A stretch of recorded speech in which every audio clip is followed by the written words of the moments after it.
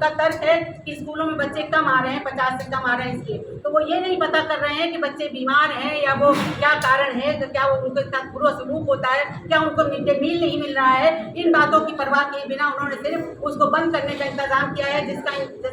एक मतलब ये है कि ये सरकारी स्कूल पूंजीवादी प्राइवेट कॉर्पोरेट्स को के हाथ बेचे जाएंगे, जिनकी इनकी बिल्डिंग, इनकी जमीनें, ये सारी कॉर्पोरेट के हाथों में जाने का पूरा एक तरीका किया जा रहा है। तो मैं समझती हूँ कि इस पे हम लोग को विरोध जताना चाहिए। वो हमारे नेताजी को सच्ची श्रद्धांजलि होगी, और जब हमारी सरकार 27 में आएगी तो तब तो ये काम होगा ही कि एक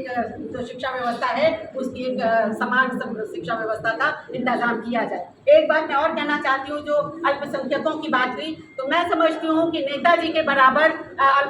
एक गांधी जी और जवाहरलाल नेहरू के बाद अगर कोई तीसरा नेता हुआ है जिसकी तरफ अल्पसंख्यक जितने विश्वास के साथ देख सकते थे, वो हमारे नेताजी थे।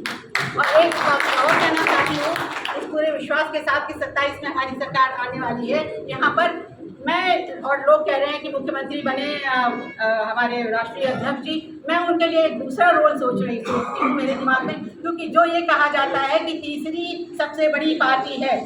इस वक्त उभर के आई है समाजवादी पार्टी, तो मैं इससे इनकार करती हूँ। मैं ये कहती हूँ कि ये दूसरी सबसे बड़ी पार्टी है भाजपा के बाद, क्योंकि अगर कांग्रेस के 100 सीटें आई हैं तो कांग्रेस का आप इतिहास देखिए कि कितना लंबा, कितना गौरवशाली, उसके पास कौन कौन से नेता थे, और पूरे भारत में उसके लोग हैं। आज भी ऐसे लोग हैं जो आँख मूंद के चाहे कोई भी लड़े उसको वोट देंगे। तो ऐसे में अगर उसके 100 वोट आए हैं, पूरे भारत में 100 सीटें अगर उसकी आई हैं, और हमारी सीटें, हमारा छोटा सा एक बहुत शॉर्ट पीरियड का इतिहास है, हमारे नेताजी से वो शुरू होता है और हमारे राष्ट्रीय अध्यक्ष जी उसको देख रहे हैं, उसमें सिर्फ एक प्रदेश से इतनी सीटें आना, ये हमको स्टैब्लिश, और जो संबंध हमारे राष्ट्रीय अध्यक्ष जी के पूरे देश के नेताओं से जो बहुत ही आत्मीय और सौहार्दपूर्ण संबंध है, उनको देखते हुए मैं उनके लिए रोल दूसरा देखती हूँ कि जब हमारे इंडिया ब्लॉक की सरकार बनेगी तो वो प्रधानमंत्री बनेंगे, और तब हमारे सारे सपने जो नेताजी ने देखे हैं वो पूरे होंगे, और इस आशा के साथ सामाजिक न्याय की लड़ाई तब पूरा एक मंजिल पर पहुँचेगी। मैं बहुत श्रद्धा के साथ उनको नमन करती हूँ। बहुत धन्यवाद। मैं अपनी बात कहने का प्रयास करूंगा।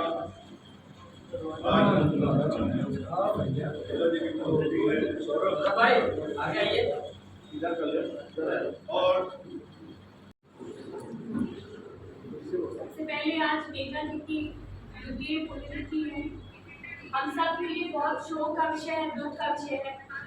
कि जब नेताजी दुनिया को अलविदा कहने गए तो लगा एक पल के लिए कि सब कुछ खत्म सा हो गया। नेताजी सिर्फ नेता नहीं थे, हम सब के लिए वो एक भावना थे, आदर्श थे, एक विचारधारा थी। समाजवाद का सपना तो बहुत सारे लोगों ने देखा, लेकिन अगर किसी ने उसको जमीन में साकार करके दिखाया तो नेताजी ने कैसे किसानों, मजदूरों, मजलूमों, दलितों, पिछड़ों, अल्पसंख्यकों को मुख्य धारा की राजनीति से जोड़ा जाए, उसका जीवन उदाहरण जमीन पर साकार करके दिखाया। अगर ऐसा कोई नेता है जिसने दलितों, पिछड़ों, अधिकारों के लिए अधिकारों की लड़ाई को लड़ा और जमीन पर मुखरता के साथ